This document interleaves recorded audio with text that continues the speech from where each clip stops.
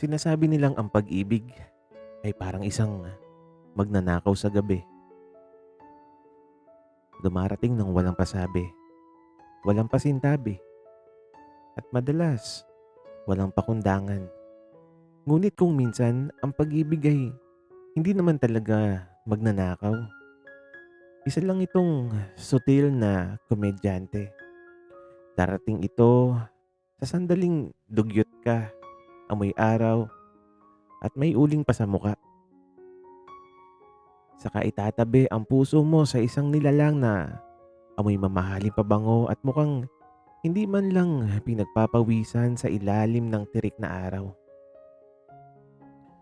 Ang pag-ibig ay hindi pumipili ng timing. Pumipili ito ng tadhana.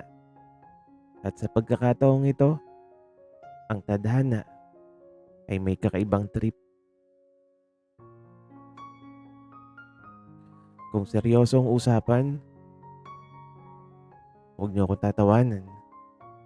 Ako si Miko, 23 anyos at ang tanging yaman ko sa mundong ito ay ang aking mapagkakatiwalaan tricycle na pinangalanan kong Katarungan. Bakit Katarungan? Kasi madalas itong mawalang bisa kapag paakyat na sa ahon ng baryo San Roque. Mahirap lang kami. Ang pamilya ko ay nabubuhay sa pasada at sa paggawa ng kakanin ni nanay. Sa totoo lang, sanay ako sa hirap. Ang hindi ko lang nakasanayan na yung bagong salta rito sa amin na mukhang gawa sa porselana. Sa Estepan, sa Estepan ang nag-iisang anak ng mayamang pamilya na nakabili ng lumang mansyon sa dulo ng baryo. Balita rito, pinapasyal lang siya rito para maranasan yung simpleng buhay. Simpleng buhay, sus. Kung alam lang niya kung gaano kahirap magtulak ng tricycle kapag naputulan ng rante. Pero nung unang araw na sumakay siya sa Katarungan, doon nagbagong ikot ng mundo ko. Kuya, pabalik po sa mansyon. Magkano? Tanong niya. Nung lumingon ako para sumagot, thunders and lightning, mga katoto. Ang boses niya ay parang anghel na kumakanta ng lalabay. Ang balat niya maputi, makinis at walang kabatiran ng bagsik at marahas na init ng araw. Nakasuot siya ng puting t-shirt na mukhang mas mahal pa sa makina ng motor ko. 20 pesos lang boss. Nauutal kong sagot. Habang pasimpleng pinupunasan ng basahang may mantsa ng langis ang upuan sa loob. Sabi ko pa, sakay na. Baka matunaw ka sa init. Natawa siya ng mahina. Doon ko nakita ang mga dimples niya. Lord patawad, parang gusto kong magkasala sa isip-isip ko. Habang bumabiyahe kami sa mabatong kalsada ng San Roque, panay ang sulyap ko sa side mirror. Doon ko napansin na seryoso siyang nakatingin sa akin. O partikular sa likod ng ulo ko. Bigla akong kinabahan. May kuto ba ako? May dumi ba ang leeg ko? Miko ang pangalan mo, 'di ba? Nakasulat kasi sa ID mo rito sa harap. Sabi niya sabay turo sa lisensya kong nakasabit. Oo, Estepan. Sir Estepan. Miko nga. Huwag mo na akong Sir Estepan. Estepan na lang. Mukhang magkaedad lang naman tayo. Nakangiting sagot niya habang hawak-hawak ang hawakan ng tricycle para hindi mayanig sa lubak.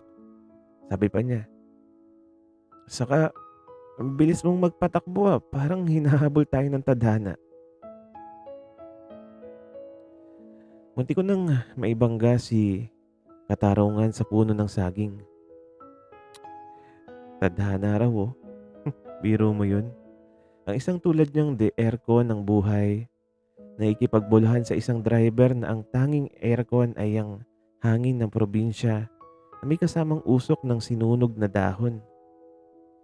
Noong makarating kami sa harap ng malaking gate ng mansyon nila, bumaba siya at nag-abot ng ₱500. Naku Esteban, wala akong barya. Kakasimula ko palang pumasada, eh. Napakamot ako sa ulo habang kinakalkal ang lalagyan ko ng barya na puro ₱5 lang ang laman.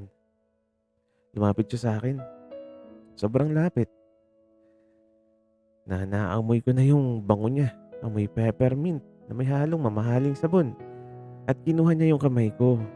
Ibinuka yung palad ko at inilagay doon yung 500. Pagkatapos, itinikom niya yung mga daliri ko. Ang lambot ng kamay niya, mga panyero. Sobrang marshmallow. Keep the change, Miko. Bayad ko na rin yan sa susunod na mga sakay ko. Gusto ko, ikaw lang yung driver ko rito sa baryo. Bulong niya na may kasamang kindat bago tumalikod at naglakad papasok ng gate.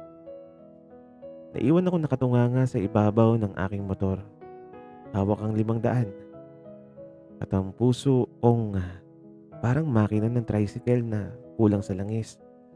Kumakalabog ng sobrang bilis, maingay, at tila ba masisira sa sobrang kaba. Doon ko napagtanto, may lihim na pala akong pagtingin sa kanya. Isang sekreto na mukhang mananatiling lihim habang buhay. Dahil paano naman magiging kami, isang prinsipe ng mansyon at isang hari ng kalsada? Pero sutil lang tadhana, dahil alam kong bukas aabangan ko ulit siya sa tapat ng gate na yan. Kung akala nyo noong unang araw lang kami nagka-eksena ni Esteban, nagkakamali kayo. Simula noong tadhana, tadhana lines niya, muntik nang maging sanhi ng aksidente ko sa puno ng saging. Naging opisyal na suki ko na siya. O mas tamang sabihin na ako na yung naging personal driver ng kanyang karangyaan. Isang hapon, sakay si Katarungan. Tumambay ako sa tapat ng mansyon. Sakto namang lumabas siya at naka-shorts lang at maluwag na t-shirt. Pero mukha pa ring model ng mamahaling sabon. May bit-bit siyang payong na kulay blue. Oh, Miko, sakto. Bored ako sa loob. Pwede mo ba akong iikot sa lugar nyo? Yung hindi ko pa nakikita. Masiglang aya niya habang sumasakay sa loob ng tricycle. Walang problema, Boss Esteban. Ay, Esteban lang pala. Sige, dadalhin kita sa puso ng San Roque. Sagot ko naman habang pilit na itinutuwid ang postura ng likod ko para magmukhang macho. Kahit ang totoo, sumasakit na yung balakang ko sa maghapong pasada. Dinala ko siya sa may tabing ilog kung saan tanaw yung mga bukid at ang dahan-dahang paglubog ng araw. Huminto kami ron. Inabutan ko siya ng baon kong merienda na gawa ni nanay. Ang sikat na biko na may madaming latik sa ibabaw. Ano to? Tanong niya habang tinitingnan yung biko na nakabalot sa dahon ng saging na parang nakakita ng alien. Oh, biko yan. Gawa ng nanay ko. Masarap yan. Frambuesa ng kahirapan kung tawagin ko. Pagmamayabang ko. Subukan mo. Hindi ka niyan lalasunin. Wika ko pa. Dahan-dahan niyang kinagat ang biko gamit ang kasamang kutsarang plastic. Nanlaki yung mga mata niya. Wow, Miko, ang sarap. Sobrang tamis pero hindi nakakaumay. Puwede pa ba akong humingi?" Napangiti ako ng malapad. Doon sa tagpong yun habang ngumunguya siya at may konting latik sa paligid ng labi niya. Parang parang unti-unting nawawala yung distansya ng pagiging mayaman at mahirap namin. Walang selosan sa paligid, walang kontrabidang humahabol. Kaming dalawa lang sa tabing ilog habang lumulubog ang araw. Ang sarap sa pakiramdam ng walang iniisip na problema.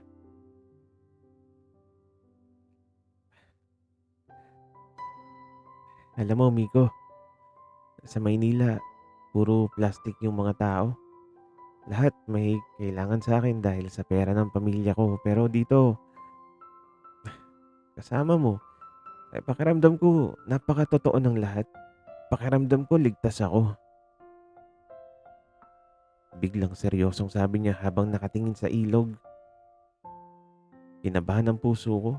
Gusto ko sanang sumigaw ng, "Esteban, gusto kita." Hindi lang dahil sa biko kundi dahil sa dimples mo.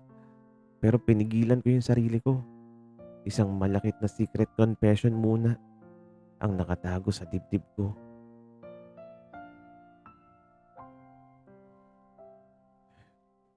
Nandito lang naman ako lagi, Esteban. Basta may panggatong si Katarungan kahit saan kita ihatid. Go ako. Biro ko para mabawasan yung tensyon. Kahit ang totoo natutunaw na ako sa tingin niya. Natawa siya ng malakas at bigla niyang hinawakan ang braso ko. Salamat, Migo. Ang swerte ko na ikaw yung naging driver ko. Gabi na nung inihatid ko siya pabalik. Habang naglalakad siya papasok sa gate, napansin kong naiwan niya sa upuan ng tricycle ang kanyang blue na payong. Kinuha ko to at inamoy ng pasimple, amoy Estepan. Binulsa ko muna, sabay bulong sa sarili ko. Bukas ko na lang ibabalik para may dahilan ulit ako na makita siya. Kinaumagahan, maaga akong nagising. May mga ngiti sa labi. Alam niyo yung pakiramdam na ganado kang magtrabaho kasi alam mong may aabangan ka. Ganoon eksakto yung nararamdaman ko habang pinupunasan ko si Katarungan. Sa tabi ng manibela, maingat kong inilalagay ang blue na payong ni Esteban. May ultimate ticket para makita siya uli ng maaga. Eksaktong 8:00 ng umaga, nakaparada na ako sa tapat ng mansyon nila. Hindi pa ako nakakabusina. Bumukas na ang gate. Lumabas si Esteban na naka-jersey short at simpleng puting sando. Ang paborito kong view sa umaga. Mukha siyang bagong paligo na amoy baby powder habang ako amoy singit ng kaldero na dahil sa uling sa kusina. Miko, tama-tama. Papunta ka ba sa bayan? Masiglang tanong niya habang patakbong lumalapit. Oo naman, Esteban. Saan ba ang lakad natin? Saka, ako nga pala, naiwan mo to kagabi. Sabi ko, sabay abot ng payong niya. Tinitigan niya yung payong tapos tumingin sa akin na may pilyong ngiti. Ah, hindi ko naman talaga yan naiwan. Sinadya kong iwan yan para siguradong babalikan mo ako ngayong umaga. Boom! Sa pulang puso ko. Munti ko nang mabitawan yung manibela. Biruin mo yun. Mukhang hindi lang ako yung may lihim na diskarte rito. Nako, nambola pa yung bossing. Oh, saan ba tayo? Pag-iwas ko sa asaran. Baka kasi mahalata niyang namumula ang tenga ko. Sasamahan kita sa palengke. Sabi ni nanay mo, dumaan ako sa inyo kanina habang natutulog ka pa. Mamamalengke ka raw para sa mga sangkap ng biko. Gusto kong tumulong. At doon na nga nagsimula ang aming palengke date. Isang mayamang tisoy sa gitna ng basang palengke ng San Roque. Akala ko magrereklamo siya sa amoy ng isda o sa putik sa sahig pero nagkamali ako. Si Esteban pa yung naunang makipagtawaran sa tindera ng niyog. Ate, sige na po. Gawin mo ng 5 piso lang yung isa. Eh, marami naman kaming kukunin o para sa biko ng nanay ng future ko. Sabi ni Esteban sabay kindad sa tindera. Ay abay, sige na nga, Pogi. Ang lakas mo sa akin eh. Bagay kayo ng driver mo ah. Tawa ng tindera. Munti ko nang maibagsak ang sako ng bigas na hawak ko. Anong future yung pinagsasasabihin ko sa Esteban? Saka anong bagay? At tumingin ako sa kanya pero tinawanan lang niya ako habang kinukuha yung sukli. Walang awkwardness, walang selosang nagaganap dahil walang ibang umaaligid sa kanya. Komportable kami sa isa't isa na para bang matagal na kaming magkasama sa buhay. Mahirap. Habang naglalakad kami pabalik sa tricycle, bit-bit yung mga supot ng sangkap. Biglang umambon. Agad kong binuksan ang blue na payong niya at itinaas ko para hindi siya mabasa dahil medyo maliit ang payong. Pilit kong inilalapit sa kanya. Ang lilim. Kaya ang ending, ang kanang balikat ko ay basang-basa na ng ulan. Napansin niya yon. Bigla niyang hinawakan yung bewang ko at hinila ko paitaas. Dahilan para magkadikit yung mga balikat naming dalawa. Hati tayo, Miko. Huwag mo ko suluhin sa may lilim. Mas gusto kong nababasa tayo pareho kaysa nakikita kitang nanginginig dyan. Bulong niya habang nakatingin ng diretso sa mga mata ko. Ang lapit ng mukha niya. Naamoy ko muli yung peppermint breath niya sa gitna ng ingay ng ulan. Sa palengke at ang mga taong natatakbuhan, parang tumigil ang oras. Ang puso ko mas maingay pa sa kulog. Ang secret confession ko, parang gusto nang kumawala sa bibig ko. Mahal na nga ba talaga kita, Esteban? Wika ko sa sarili ko. Pagkatapos ng eksena namin sa palengke sa ilalim ng ulan, naging mas malapit pa kami ni Esteban. Kung dati tagahatid at tagasundo niya lang ako, ngayon para na kaming kambal toko. Kung nasan si Miko at yung tricycle na si Katarungan, asahan mong andun din ng mayamang tisoy na si Esteban na kung hindi kumakain ng biko ay abalang tumutulong sa akin mag-vulcanize ng gulong. Isang hapon, dinala ko siya sa likod ng bahay namin kung saan may malaking puno ng mangga. Doon kami madalas tumambay kapag tapos na yung pasada. Nakalatag ang isang lumang banig at may dala kaming malamig na palamig na buko. Miko, tawag niya habang nakahiga sa banig at nakatingin sa mga dahon ng mangga. Paano kung isang araw bigla akong bumalik sa Maynila? Ano gagawin mo? Tanong niya. Napatigil ako sa pag-inom ng palamig. Iyon ang pinakakinatatakutan kong tanong. Ang katotohanan pansamantala lang ang lahat ng ito. Siya ay agila na napadpad lang sa pugad ng mga maya.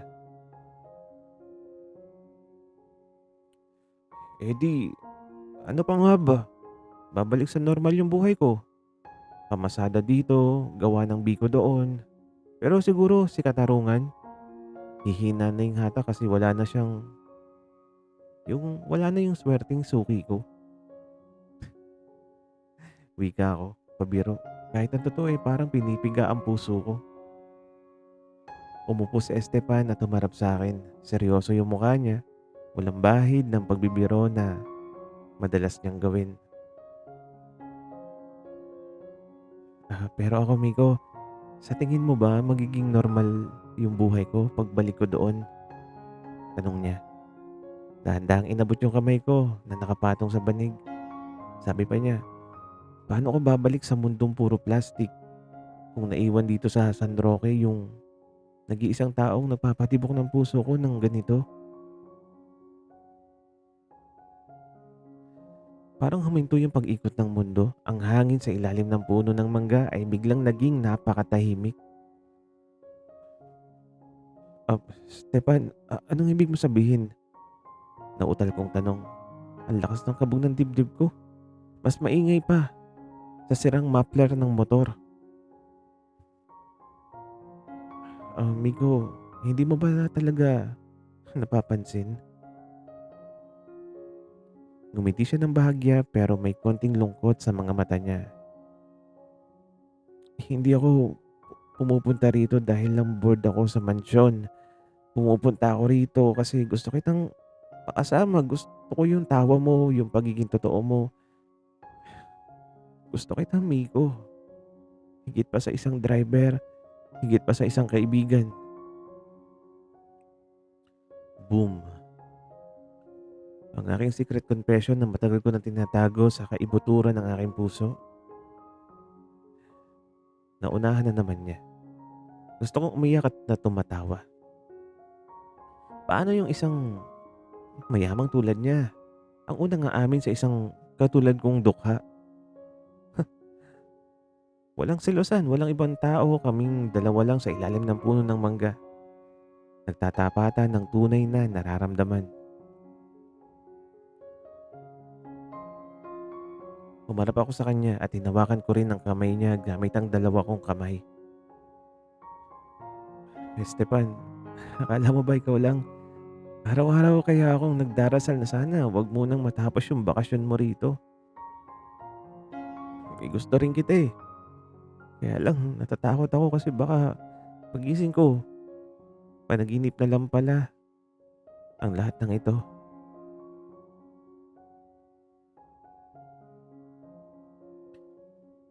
Biglang lumawak ang ngiti ni Estefan. Lumabas ang mga paborito kong dimples at bago pa ako makapagsalita uli, mabilis niyang hinalikan yung pisngi ko. Hindi ito panaginip, Miko, at gagawin ko ang lahat para maging totoo ito habang buhay. Masayang sabi niya sabay yakap sa akin ng mahigpit. Niyakap ko siya pabalik habang tumatawa kami pareho. Ang saya-saya ng hapon na yon. Akala ko, dire-diretso na yung aming happy ending.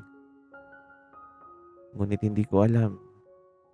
Ang tadhana, may inihandang matinding twist para sa aming dalawa sa susunod na mga araw.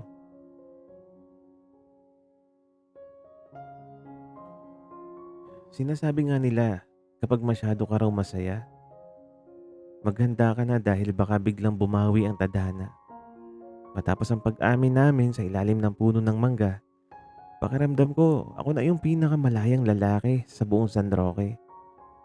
Walang selosan, walang ibang humahadlang. Araw-araw kaming magkasama, masayang bumabiyahe at nangangarap para sa hinaharap. Pero isang umaga, nagbago ang ihip ng hangin. Pumarada ako sa tapat ng mansyon gaya ng dati kong gawi.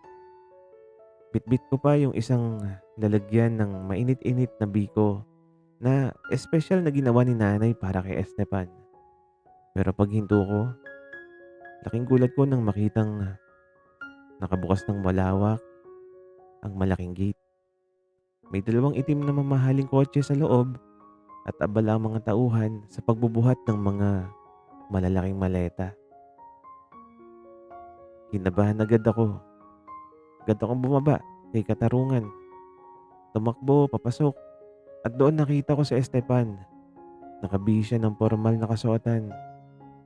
Pananamit na nagpapaalala sa akin kung gaano kalayo ang mundo naming dalawa. Kasama niyang isang matandang lalaki na mukhang seryoso, ang kanyang ama. Esteban, tawag ko na medyo hinihingal. Limingon sa Esteban noong nakita niya ako.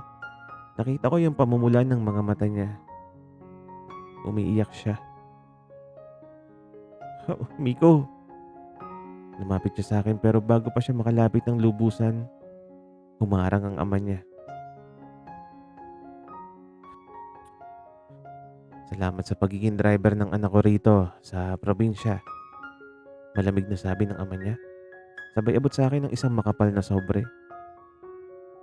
Iyan ang kabayaran ng lahat ng serbisyo mo. Aalis na kami. Babalik na sa Estepan sa Maynila para doon na mag-aral sa ibang bansa at pamunuan ng negosyo namin. Tapos na yung bakasyon niya rito. Tumingin ako sa sobre. Tapos tumingin ako kay Estepan.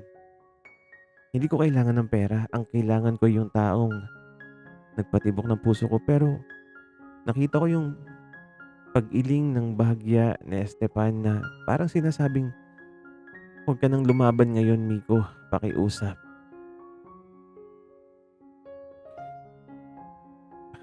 Miko, kailangan ko sumama. Basag ang boses. Nasabi ni Estepan habang hinahatak na siya ng kanyang ama papasok sa kotse.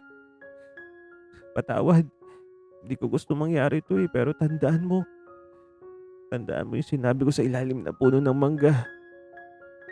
Patawad, Miko.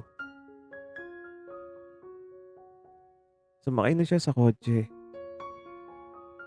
at isang kurap mata, umandar ang mga sasakyan palayo. Ang dumi ng usok na iniwan ng kotse ay tumama sa mukha ko. Hinaluan ng mga luhang hindi na napigilan pumatak. Naiwan ako nakatayo sa gitna ng daan, hawak ang lalagyan ng biko na unti-unti nang lumalamig. Sumakay ako kay Katarungan at hinabol ko ang kotse nila hanggang sa dulo ng baryo. Pero paano naman nahabol ang lumang tricycle sa bilis ng mamahaling kotse? Sa huling pagkakataon, nakita ko ang mukha ni Estepan sa salamin ng kotse. Nakatingin sa akin habang umiiyak. Hanggang sa tuluyan na silang naglaho sa pambansang lansangan. Umuwi akong bagsak ang balikat. Doon ko naramdaman ang tunay na kahulugan ng sad ending. Ang prinsipe ay bumalik na sa kanyang kaharian. At ang driver ay naiwan sa mabatong kalsada ng San Roque. Umiyak ako buong gabi habang si Katarungan ay nakaparada lang sa dilim. Mukhang nakikiramay sa sawing palad ng kanyang amo. Tapos na nga ba ang lahat?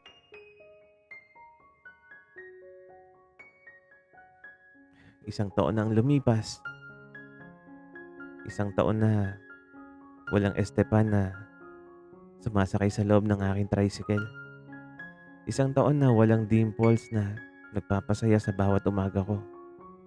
Ang mansyon sa dulo ng baryo ay nanatiling sarado at tahimik. Ngunit kahit anong pilit kong kalimutan siya, ang puso ko ay parang si Katarungan. Maingay pa rin ang makina kapag naaalala ang nakaraan. Nagpatuloy ako sa pamamasada at pagtulong kay nanay sa pagbebenta ng biko. Umaasang balang araw ang tadhana ay muling magbibiro. Saktong pista sa baryo, San Roque. Ang buong baryo ay abala sa paghahanda para sa prosesyon ng aming patron, ang Birhen ng baryo.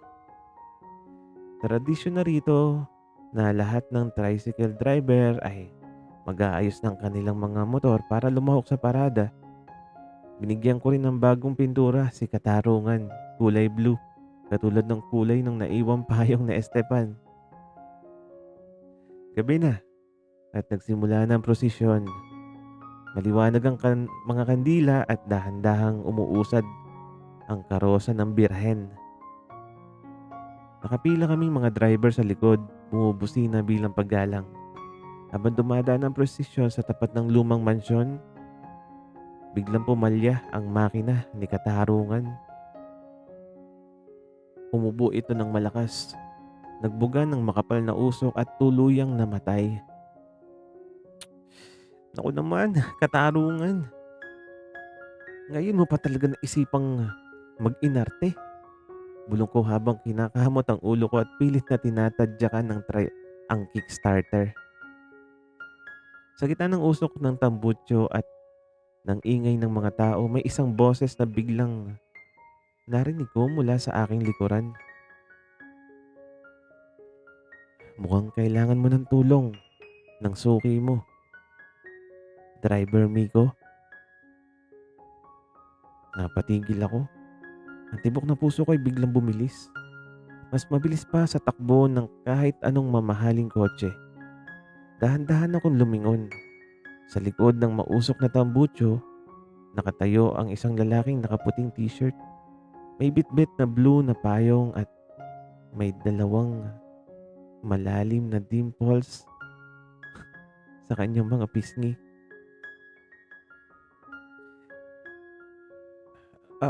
Esteban, paano? Ah, bakit, bakit ka nandito? Di ba sabi ng papa mo sa ibang bansa ako mag-aaral? Nauutal kong tanong habang ang mga luha ko ay nagbabadya na namang pumatak. Ngunit sa pagkakataong ito, dahil sa tuwa, natawa siya ng mahina. Yung tawang isang taon kong hinanap-hanap. Sinunod ko yung gusto ni papa. Sa loob ng isang taon, Miko, nag-aral ako ng business, tumulong ako sa kumpanya, pero napatunayan ko sa kanya na hindi ko kayang maging masaya doon. Kaya gumawa kami ng kasunduan. Hahayaan niya akong patakbuhin yung negosyo namin dito sa probinsya. Malapit sa'yo, kaya ngayon, permanente na ako dito sa San Roque. Lumapit siya at tuluyang hinawakan ng magkabila kong kamay. Sabi ko sa'yo, sa ilalim ng puno ng mangga, di ba? Gagawin ko ang lahat para maging totoo lahat ng to. Habang buhay, hindi kita kayang iwan, Miko.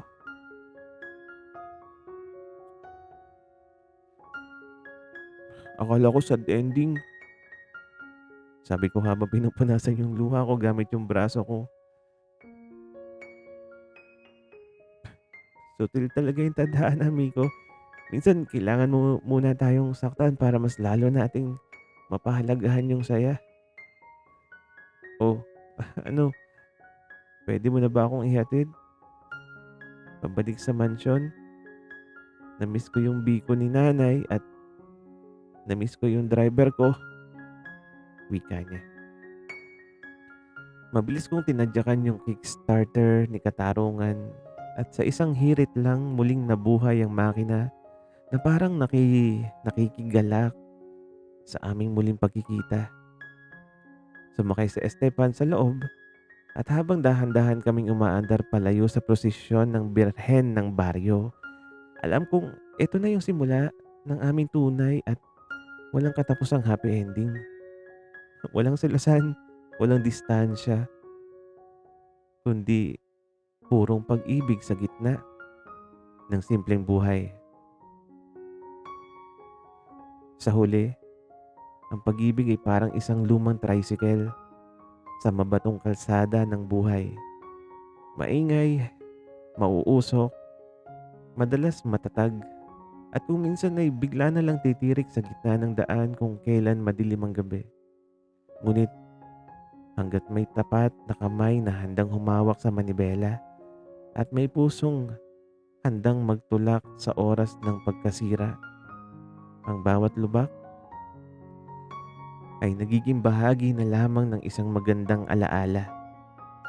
Ang tunay na yaman ay hindi nasusukat sa ningning ng ginto o sa laki ng mansyon, kundi sa ilalim ng isang lihim na pagtatapat na nahanap ang kaniyang tahanan sa piling ng tamang nilalang. Sapagkat sa mata ng tadhana, walang mahirap, walang mayaman, lahat ay pantay-pantay kapag ang puso na ang siyang nagmaneho patungo sa dulo ng walang hanggan. Sana'y nagustuhan niyo ang aming kwento. Maraming salamat sa inyong pakikinig.